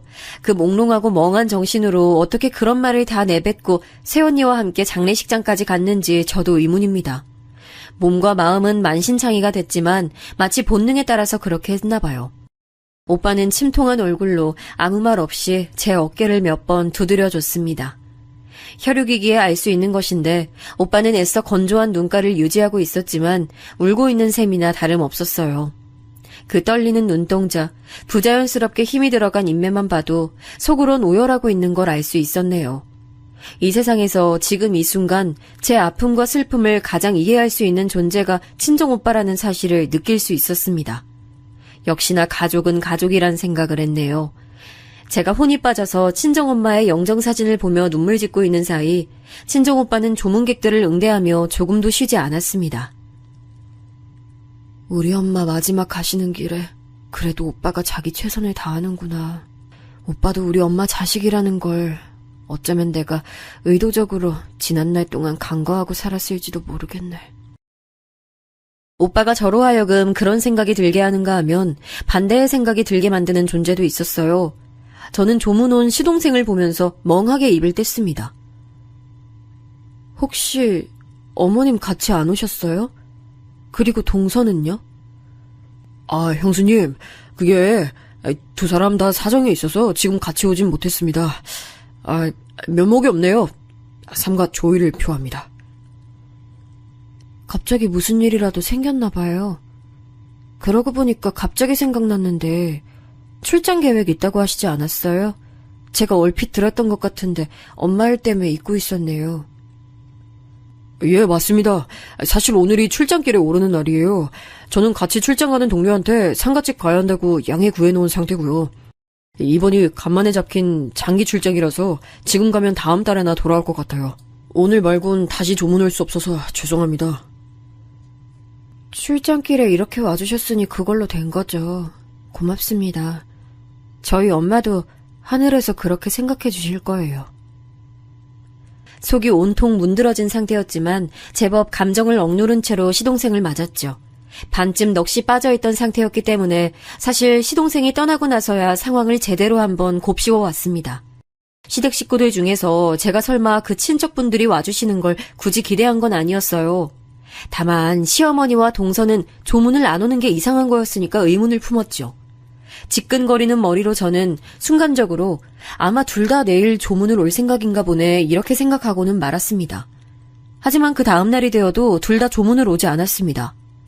저는 그걸 당장 짚어낼 정신머리마저 없었어요. 왜냐하면 친정엄마 장례식장에 근 20년 만에 뵙는 큰이모가 오셨기 때문입니다. 경자야, 나 왔다. 네 언니 왔다. 아유, 우리 경자 언니가 너무 미안하다. 너무 미안해서 차마 안 올 생각까지 하다가 내가 자매된 도리론 못 지키고 살았지만 인간된 도리는 지켜야 할 것 같아서 이렇게 왔어. 경자야, 언니가 미안해. 이제 나 용서하고 하늘에서 편히 쉬어. 미치셨어요? 어디 뻔뻔스럽게 얼굴을 들이밀어요. 우리 엄마는 이모가 떼먹고 간 돈 때문에 그 돈 버느라 몸고생하고 친자매한테 뒤통수 맞으셨다는 그 배신감으로 마음고생하셨어요. 저는 분노에 차서 큰이모의 멱살을 잡으며 흔들고 말았어요. 그러자 몇 걸음 뒤에 떨어져 있던 남자가 급하게 다가와서 저를 거칠게 떼어내더군요. 누군가에서 봤더니 큰이모 아들인 제 사촌 오빠였습니다. 저도 모르게 이를 세게 갈면서 사촌 오빠를 노려봤고 악에 받친 채로 큰이모 멱살을 다시 잡았습니다. 그러자 일전보다 더욱 거친 악력으로 저를 떼어냈어요. 그리고 저는 처절하게 장례식장 바닥을 나뒹굴었습니다. 아픔에 경악하고 있던 그때 달려온 사람이 바로 친정 오빠였죠. 이게 뭐하는 짓이야? 돈의 천륜도 저버리고 영혼까지 팔 수 있는 천박한 족속들이 우리 엄마 가시는 길에 똥칠하러 온 걸로도 모자라서 내 동생까지 괴롭혀? 네 동생이 먼저 우리 엄마 괴롭혔다 이 자식아. 어른 멱살 잡아 흔드는 그게 어디 제정신이야? 누구 보고 천박한 족속들이래. 기껏 시간 내서 조문 와줬더니 이딴 반응을 보이는 거야말로 천박한 거 아닌가? 맞지 엄마? 그동안 반성 한번 안 하고 살아왔다는 걸 아주 잘 알겠네. 수치도 모르고 설치는구나. 우리 엄마 장례식에서 내 눈앞에서 내 동생을 그렇게 대하고도 무사할 거라고 생각했다면 오산이야. 여보, 경찰 불렀지? 친정오빠 질문에 뒤편에서 새언니가 고개를 끄덕였어요. 그러자 큰이모와 사촌오빠 표정에는 대번에 난감한 기색이 피어나더군요. 근처를 순찰하고 있기라도 했던 건지 경찰은 무척 빠르게 도착했고 친정오빠는 경찰 앞에서 사촌오빠를 지목했습니다. 조문객들이 대체 이게 무슨 소란인가 싶어서 어안이 벙벙하게 보였지만 저는 그 경황 없는 와중에도 어쨌거나 큰이모에게 이런 식으로나마 갚아주게 돼서 속이 시원하다는 감상이었습니다. 혹시 친정엄마가 하늘에서 이런 상황을 유도해 주신 게 아닐까 하는 생각마저 들면서 여러모로 갖가지 감정들이 휘몰아쳤네요. 이런 사건에 갑자기 끼어드는 바람에 제가 친정엄마의 발인 때까지 차마 신경을 기울일 수가 없었던 거예요. 시댁 쪽엔 말이죠.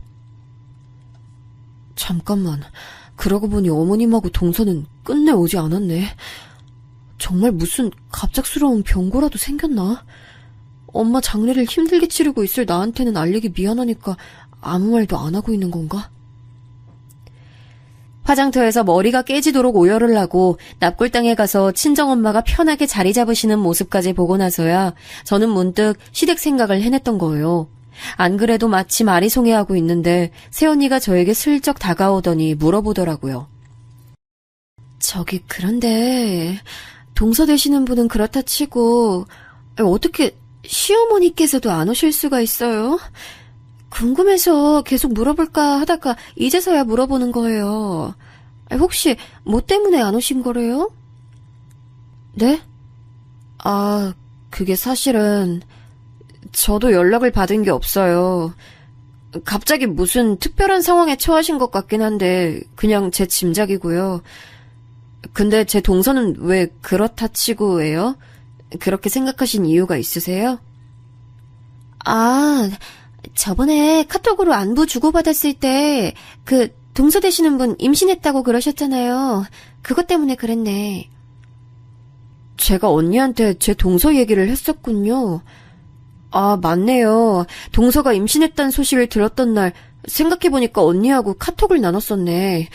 그때 약간 제가 경황이 좀 없어서 얼떨결에 언니 카톡에 답장을 했었던 것 같은데 그때 동서 얘기를 했었네요. 근데 임신이랑 조문이랑 무슨 관련이 있나요? 요즘 세상은 이런 거 안 따지는 사람들이 훨씬 많긴 한데 아직도 있다고 저는 들어서 알고 있거든요. 임신한 몸으로 상갓집 가는 거 아니라고 믿는 사람들이요. 그런 사람들 아직 꽤 있대요. 동서 되시는 분도 그래서 안 오신 거 아닐까요? 그렇지 않고서야 이유가 없잖아요. 아, 제가 그런 쪽으로는 미처 생각을 못했네요.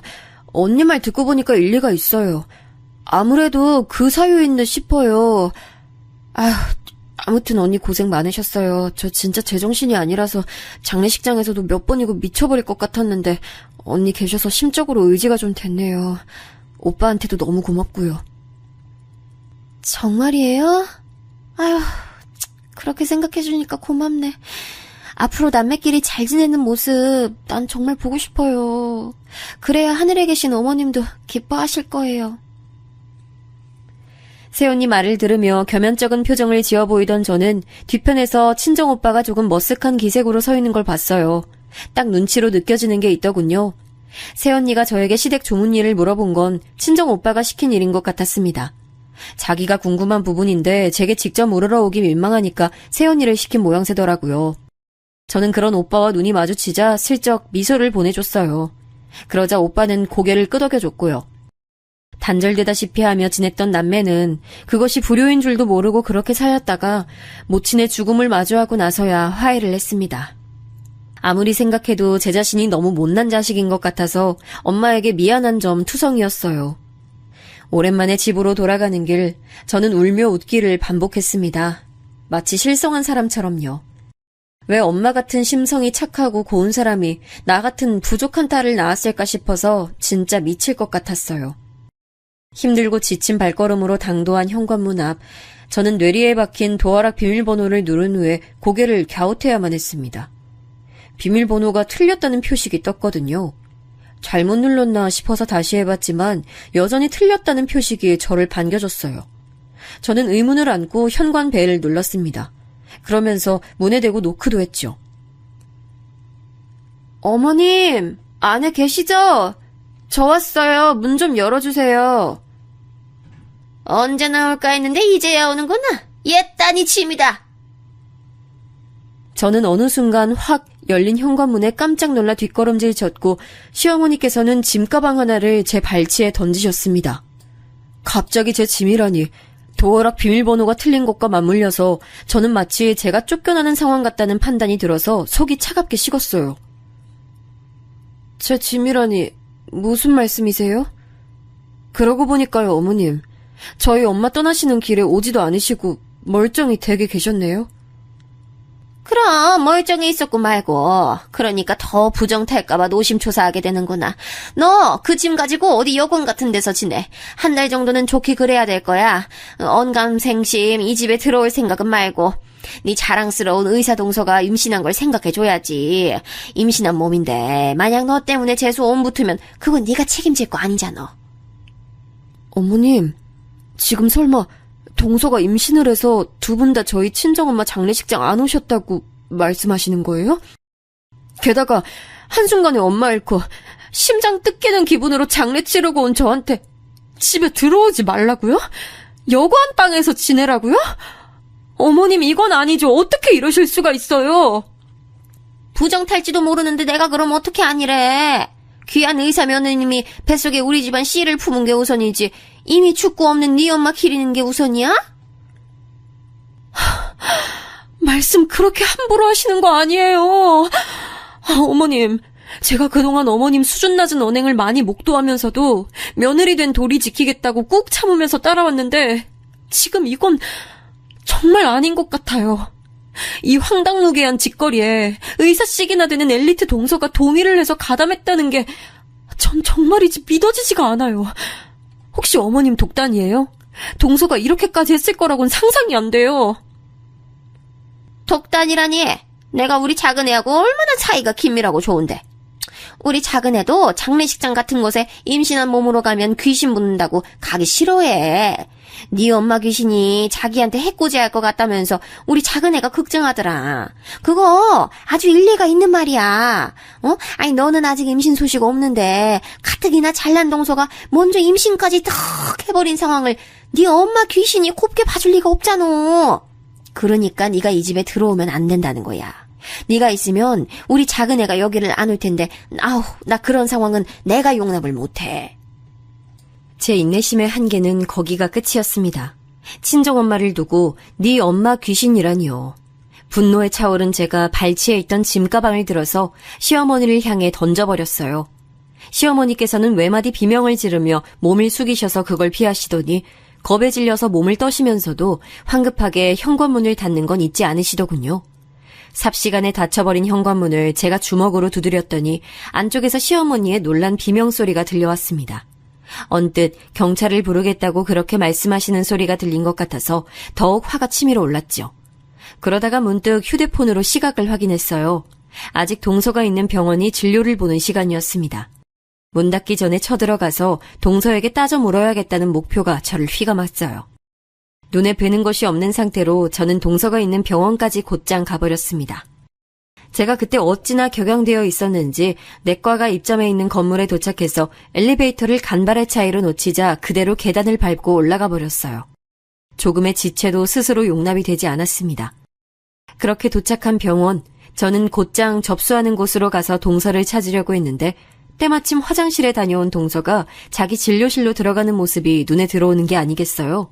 아주 평온하고 때깔이 좋더군요. 분노에 눈이 돌아간 제가 동서를 따라 진료실로 들어갔습니다. 등을 돌려 저를 확인한 동서가 화들짝 놀라더군요. 오랜만이에요, 동서. 그런데 왜 그렇게까지 놀라요? 마치 귀신이라도 본 사람처럼 얼굴이 금세 사색이 됐네. 아니, 어떻게 여기에 저를 보러 오셨나 봐요? 그런데 제가 지금은 좀 바쁜데 우선 나가주시겠어요? 급한 용무 있으신 거면 전화나 문자로 하세요. 제가 바로 확인할게요. 밖에 대기 환자 없던데요? 안 바쁜 것 같은데. 그리고 바쁘다면서 전화나 문자는 바로 확인하시겠다고요? 말이 앞뒤가 안 맞는데요. 혹시 제가 친정엄마 장례 치르고 온 몸이라서 저하고는 상종하기 싫다 뭐 이런 거예요? 의사씩이나 되시는 분이 고작 그런 미신 하나 때문에 저희 친정엄마 장례식에 코빼기도 안 비추실 줄은 몰랐습니다. 정말 서운하네요. 어머님한테 뭐 얘기 듣고 오신 거구나. 그럼 저도 그냥 안 숨길게요. 네, 장례 치르고 온 사람하고 상종하고 싶지 않아요. 부정 타는 것 같아서 그냥 싫어요.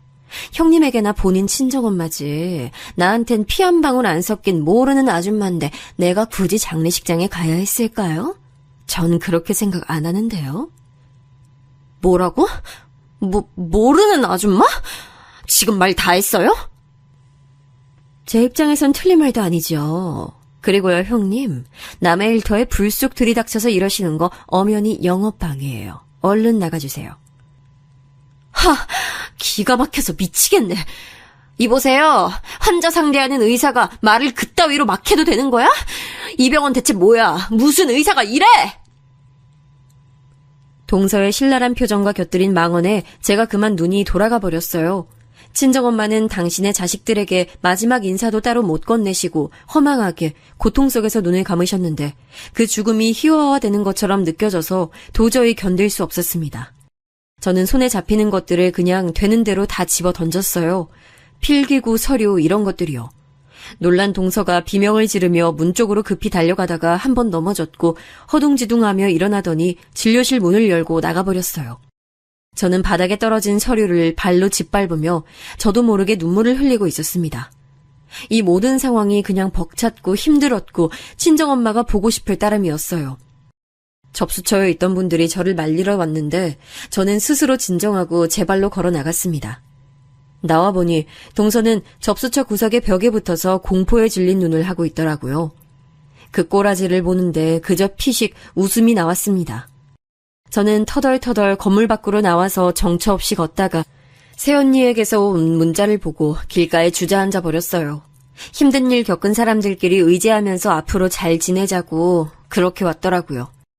홀린 듯 새언니에게 전화를 걸었습니다.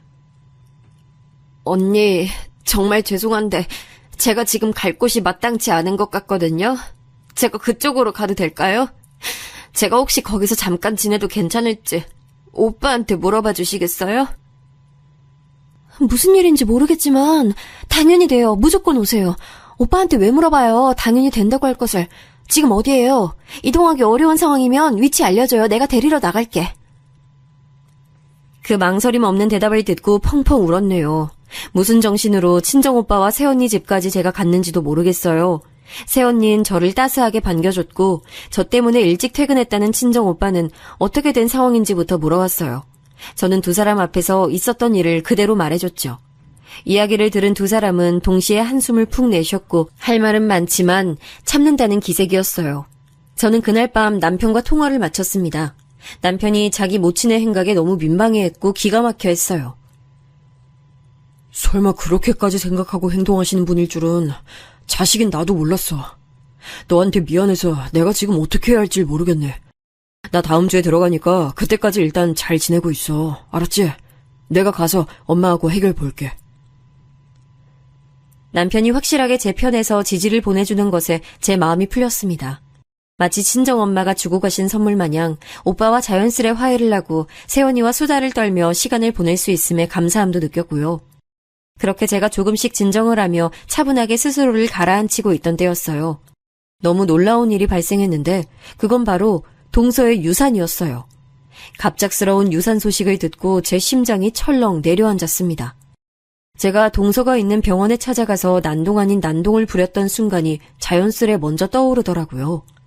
유산 소식을 저에게 전해오신 시어머니께서 악다구니를 쓰시며 저를 욕하셨어요. 네가 작은 애 찾아가서 지랄을 피웠다며. 네 엄마 잃고 악에 받쳐서 눈에 뵈는 게 없으니까 네 동서되는 사람이 품은 생명을 해치고 싶었니? 평소에 질투하면서 싫어했던 대상이니까 아주 이때다 싶었던 거지? 이 천하에 빌어먹을 못된 것 같으니라고. 어머님, 제가 무슨 동서를 질투하며 싫어했다고 그러세요. 맹세코 그런 적 없었어요. 친정엄마 일로 제가 감정이 격해진 상태에서 동서를 찾아갔던 건 맞는데 해를 끼치려고 그런 건 아니었어요. 오해 마세요. 오해 말라니. 자기가 장례 치르고 와서 부정 타는 몸인 걸 뻔히 알면서도 임신한 자기 동서를 굳이 찾아갔는데 이런 못된 심보를 가지고서 오해 말라고 하더니 이거 참 기가 막힐 노릇이네. 너같이 악독한 걸 더 이상 우리 집안에 둘 수가 없어. 내가 너 작정하고 우리 장남하고 이혼시킬 거니까 각오해. 무슨 말씀을 드려도 통할 상황이 아니더라고요. 저는 동서와 대화를 나눠보고 싶었지만 제 연락을 안 받더군요. 유산 원인이 명확한 것도 아니건만 제가 범인으로 지목된 상황이라 속이 답답했어요. 오빠는 무조건 제 편을 들었습니다. 우리 집에 사기를 친 큰 이모만 봐도 친척 이런 거 다 필요 없어. 우리는 딱 우리끼리만 가족인 거야. 너 시어머니로부터 멸시받는 며느리 됐다고 해서 기죽거나 상처받고 그럴 필요 없어. 알지? 여차하면 그냥 이혼해. 이혼하고 새 출발하면 되는 거야. 요즘 세상에 이혼이 흠이냐? 내가 너 지원해 줄 테니까 걱정 붙들어 매고.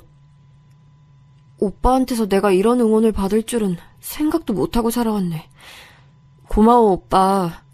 이런 순간에 오빠 없었으면 나 진짜 견디기 힘들었을 거야. 하나를 얻으면 하나를 잃는 게 세상의 이치라고 하던가요? 사랑하는 친정엄마를 떠나보내고 멀리하며 살았던 친정오빠를 가까이 얻게 됐으며 남편과의 관계는 여전히 크게 문제가 없지만 동서 유산으로 인해 제 처지가 몹시도 곤란해진 상황이에요. 시어머니 동서와의 관계는 사실상 이미 파탄이 난 것이고요. 현재 남편이 귀국길에 올라 있는데 과연 이 상황이 어떻게 마무리될까 싶어 아주 머리가 아픕니다. 대체 어떤 결과를 내려고 상황이 이토록 꼬이게 된 것일까요? 만약 여러분이 제 입장이라면 어떻게 행동하시겠어요?